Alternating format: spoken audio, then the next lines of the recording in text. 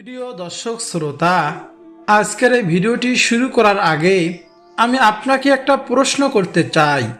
আপনি কি কখনো এমন কোনো আমলের কথা শুনেছেন যেটা এতটাই সহজ কিন্তু ফলাফল এত বড়, এত ফজিলত যে আপনি শুনলে অবাক হয়ে যাবেন?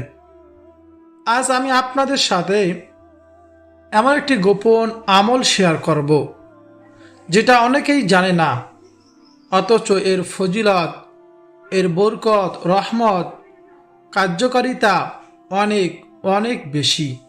বলুন না সুবহানাল্লাহ। প্রিয় দর্শক, আর সেই আমলটি হলো ইয়া জাল জালালি ওয়াল ইকরাম।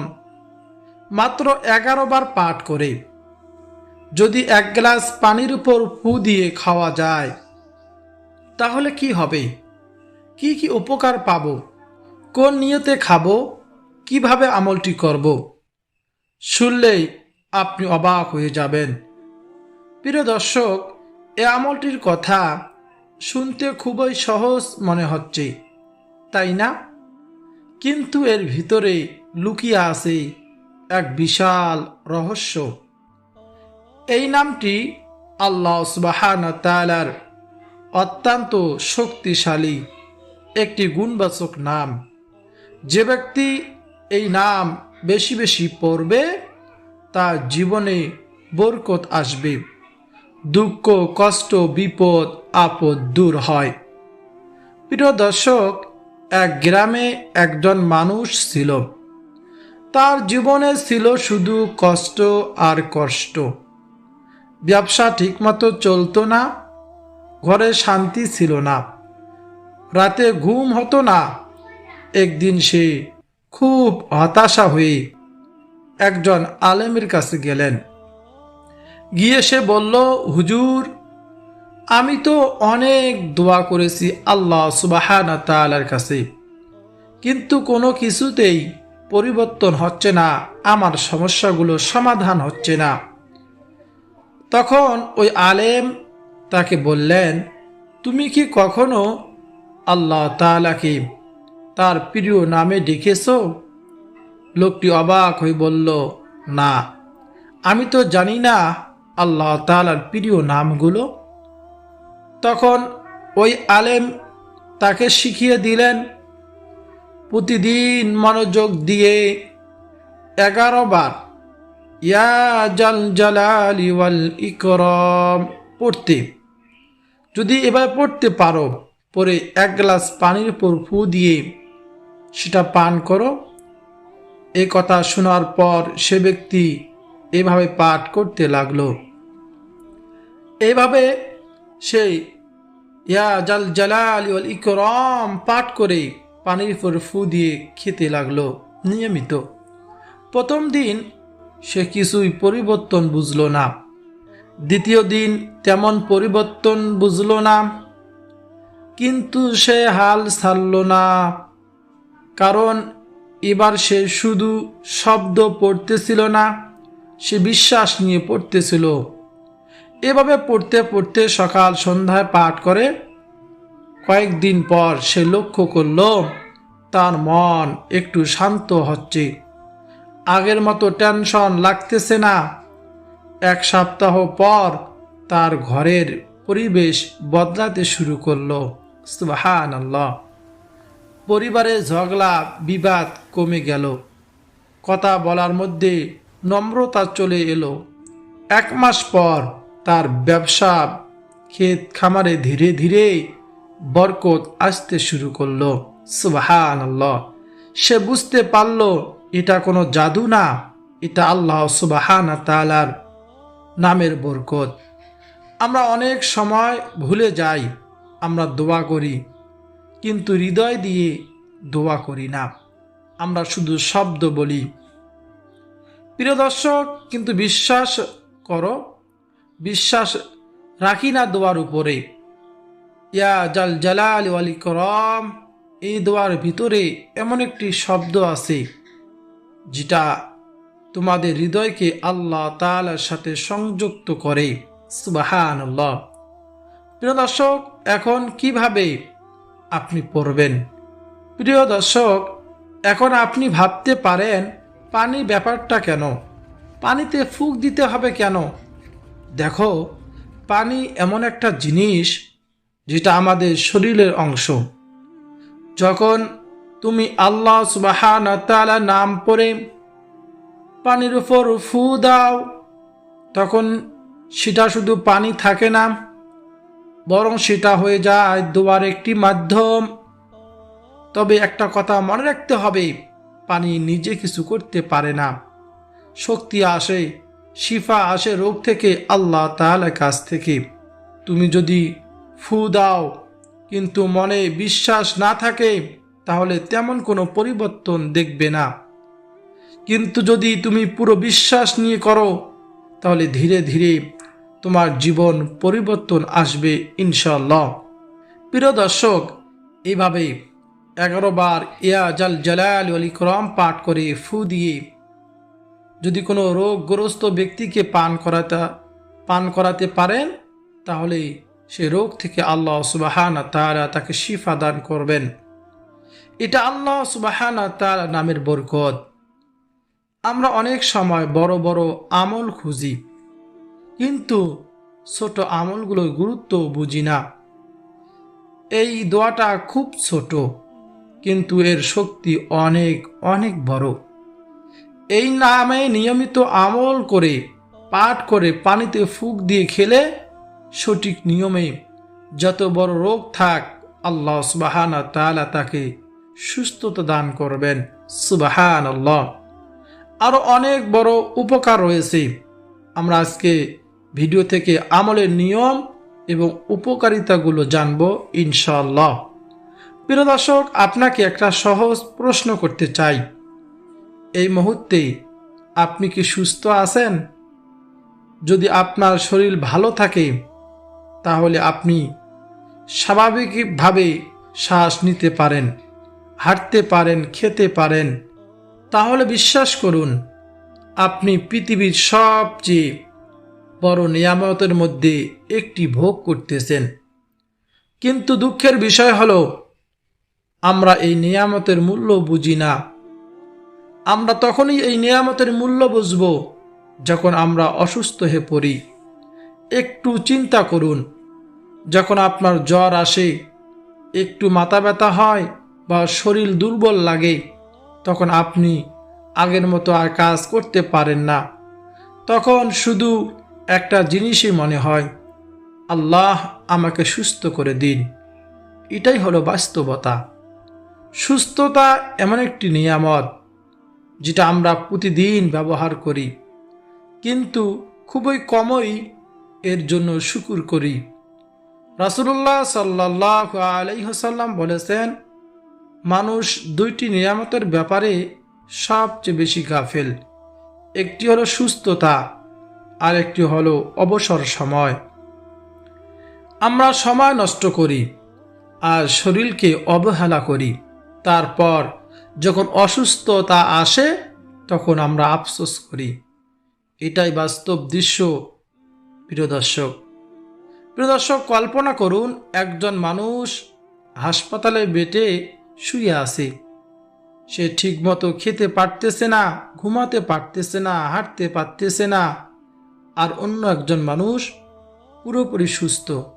সে দৌড়াতেছে, কাজ করতেছে, খেতে পারতেছে, কিন্তু সে কখনো ভাবে না যে কত বড় নিয়ামতের মধ্যে সে আছে। সুস্থতা হলো সবচেয়ে বড় নিয়ামত। আমরা প্রতিদিন কত কিছুই চাই আল্লাহ সুবহানাহু ওয়া তাআলার কাছে। টাকা চাই, সম্মান চাই, সফলতা চাই, বাড়ি চাই, গাড়ি চাই, নারী চাই। কিন্তু কখনো কি আমরা বলি, হে আল্লাহ আমাকে সুস্থ রাখুন? খুবই কমই বলি। অথচ সুস্থতা হলো বড় নিয়ামত।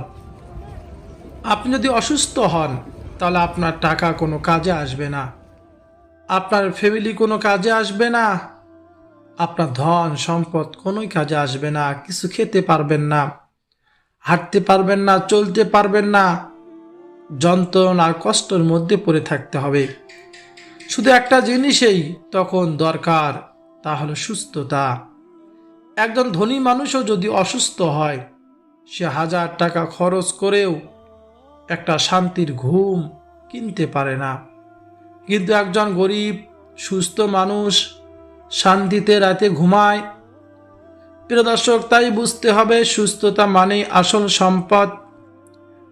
এখন একটা গুরুত্বপূর্ণ প্রশ্ন, আমরা কি এই নিয়ামতের শুকরিয়া আদায় করতেছি? আমরা কি এই নিয়ামতের শুকরিয়া আদায় করি? আমরা করি না। এই জন্য আমরা আলহামদুলিল্লাহ বেশি বেশি পাঠ করে আল্লাহ তাআলার কাছে শুকরিয়া আদায় করব। শুকুর 3 ভাবে আদায় করতে হয়: অন্তরে স্বীকার করা, মুখে বলা, কাজে প্রকাশ করা। কাজে প্রকাশ করা মানে কি? মানে এই শরীরকে ভালো কাজে ব্যবহার করা, নামাজ পড়া, ভালো কাজ করা, মানুষকে সাহায্য করা। আমরা অনেক সময় শরীরকে ব্যবহার করি খারাপ কাজে, পাপ কাজে। প্রিয় দর্শক, এই কথাগুলো বলতেছি, আপনি যদি অসুস্থ হন, ইয়া জাল জালালি ওয়াল ইকরাম পাঠ করে আপনি পানির উপর ফু দিয়ে এই পানি নিয়মিত খেলে আপনি সুস্থতা অর্জন করতে পারবেন। আল্লাহ সুবহানাহু ওয়া তাআলা এই নামের ওসিলায় আপনাকে সুস্থতা দান করবেন। প্রিয় দর্শক, সমস্যা হলো আমরা নিয়ামতের কদর করি না। একটু নিজের জীবনের দিকে তাকান। আপনি কি আপনার জীবনের যত্ন, শরীরের যত্ন নিয়েছেন? সময় মতো ঘুমাচ্ছেন না, ঠিক মতন খানা খাতেছেন না, হারাম বেছে বেছে থাকতেছেন না। শুধু দোয়া করলেই হবে না, চেষ্টা করতে হবে। আরেকটি গুরুত্বপূর্ণ বিষয় হলো সুস্থতা শুধু শারীরিক না, মানসিক সুস্থতাও খুব জরুরি। অনেক মানুষ বাইরে থেকে সুস্থ, কিন্তু ভিতরে ভিতরে ভেঙে পড়েছে। চিন্তা, টেনশন, দুশ্চিন্তা, এসব হলো বড় রোগ। তাই আমাদের দরকার আল্লাহ সুবহানাহু ওয়া তাআলার উপর ভরসা করা, দোয়া করা, জিকির করা। যখন আল্লাহ তাআলাকে আপনি স্মরণ করবেন, আপনার মন শান্ত হবে। প্রিয় দর্শক শ্রোতা, আর একটি বাস্তব কথা বলি, আপনি যদি আজ সুস্থ থাকেন, এটা নিশ্চিত না যে আপনি কালও সুস্থ থাকবেন। তাই আজকের দিনটাই সবচেয়ে গুরুত্বপূর্ণ। আজ থেকে শুকুর শুরু করুন। আজ থেকে নিজের শরীরের যত্ন নিন। একটা ছোট অভ্যাস শুরু করুন। প্রতিদিন সকালে বলুন, আলহামদুলিল্লাহ, আমি সুস্থ আছি। এই ছোট অভ্যাস আপনার জীবন বদলে দিতে পারে। প্রিয় দর্শক, ধরুন আপনি 1 গ্লাস পানি নিলেন, তারপর মনোযোগ দিয়ে একতার সাথে আল্লাহ তাআলার উপর দীর্ঘ বিশ্বাস নিয়ে 11 বার ইয়া জাল জালালি ওয়াল ইকরাম পড়লেন। এরপর সে পানির উপর ফু দিলেন। সকালবেলা করলে সবচেয়ে ভালো হয়, অথবা রাতে ঘুমানোর আগে যদি অসুস্থ কেউ থাকে তাকে এই পানি পান করাতে পারেন। আল্লাহ সুবহানাহু ওয়া তাআলা এই নামের ওসিলায় ওই অসুস্থ ব্যক্তিকে আল্লাহ তাআলা সুস্থতা দান করবেন। কিন্তু একটা বিষয় মনে রাখবেন, শুধু মুখে পড়লেই হবে না, বিশ্বাস থাকতে হবে। আল্লাহ শিফা দেন, আল্লাহ সুবহানাহু ওয়া তাআলা রিজিক দেন। আমরা অনেক সময় আমল করি কিন্তু মনে সন্দেহ রাখি। এই সন্দেহ আমাদের বাধা হয়ে দাঁড়ায়। এই আমলটা গোপন রাখা উত্তম, কারণ কিছু আমল যত গোপনে করা হয় তত বেশি কবুল হয়। তাই আপনি আজ থেকেই শুরু করতে পারেন। মাত্র 11 বার ইয়া জাল জালালি ওয়াল ইকরাম পরে 1 গ্লাস পানিতে ফু দিয়ে সে পানি পান করবেন। আর আল্লাহ সুবহানাহু ওয়া তাআলার উপর পূর্ণ বিশ্বাস রাখবেন। আপনি নিজেই পরিবর্তন দেখতে পাবেন ইনশাআল্লাহ। প্রিয় দর্শক, তাছাড়াও একটি আমল করবেন। নবীজি সাল্লাল্লাহু আলাইহি ওয়াসাল্লাম সুস্থ থাকার জন্য নিয়মিত কিছু বিশেষ দোয়া পাঠ করতেন। সাহাবায়ে কেরাম নবীজি সাল্লাল্লাহু আলাইহি ওয়াসাল্লামকে অনুকরণ করে এই দোয়াটি পাঠ করেছেন। শারীরিক ও মানসিক সুস্থ থাকতে প্রতিদিন সকাল ও সন্ধ্যায় একটি বিশেষ দোয়া 3 বার পাঠ করুন।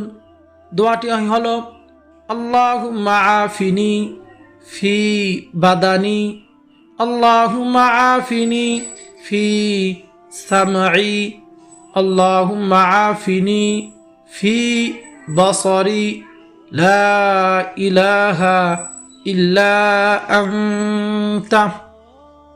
আবার পাঠ করতেছি, আল্লাহুম্মা আফিনি ফি বাদানি, আল্লাহুম্মা আফিনি ফি সামঈ, আল্লাহুম্মা আফিনি ফি বাসারি, লা ইলাহা ইল্লা আনতা। এই দোয়াটি সকাল সন্ধ্যা 3 বার পাঠ করবেন। হযরত আব্দুর রহমান ইবনু আবু বকর রাদিয়াল্লাহু তাআলা আনহু তার পিতাকে প্রতিদিন ভোরে ও সন্ধ্যা 3 বার এই দোয়াটি পড়তে শোনেন। এর কারণে জানতে চেয়েছিলেন, উত্তরে তার পিতা জানান তিনি স্বয়ং রাসূলুল্লাহ সাল্লাল্লাহু আলাইহি ওয়াসাল্লামকে এই শব্দগুলো দিয়ে দোয়া করতে শুনেছেন এবং তিনি নবীজি সাল্লাল্লাহু আলাইহি ওয়াসাল্লামের সেই সুন্নত নিয়ম অনুসরণ করেই ভালোবাসতেন। সুস্থ থাকতে আমাদের জন্য এটি অত্যন্ত কার্যকর আমল। অবশ্যই আমরা এই দোয়াটি সকাল সন্ধ্যায় 3 বার করে পাঠ করব। প্রিয় দর্শক শ্রোতা, মনে রাখতে হবে, আপনি ভালো করে মনে রাখবেন, এই ইয়া জাল জালাল ওয়াল ইকরাম 11 বার পাঠ করার আগে আপনি কয়েকবার দরুদ শরীফ পাঠ করবেন। সব থেকে ছোট দরুদ সাল্লাল্লাহু আলাইহি ওয়াসাল্লাম। তারপর ইয়া জাল জালাল ওয়াল ইকরাম 11 বার পাঠ করবেন। তারপর আবার দরুদ শরীফ পাঠ করবেন। মনে রাখবেন, প্রত্যেকবার ইয়া জাল জালাল ওয়াল ইকরাম পাঠ করে হালকা করে পানিতে ফু দিবেন। প্রিয় দর্শক, দরুদ শরীফ পাঠ করে যে কোনো আমল করলে তা দ্রুত কবুল হয়। রাসূলুল্লাহ সাল্লাল্লাহু আলাইহি ওয়াসাল্লাম বলেছেন, কোনো ব্যক্তি যদি দরুদ শরীফ পাঠ না করে আল্লাহ তাআলার কাছে দোয়া করে, তার দোয়া আসমানে ঝুলন্ত অবস্থায় থাকে। আর দরুদ শরীফ পাঠ করলে কি ফায়দা হবে?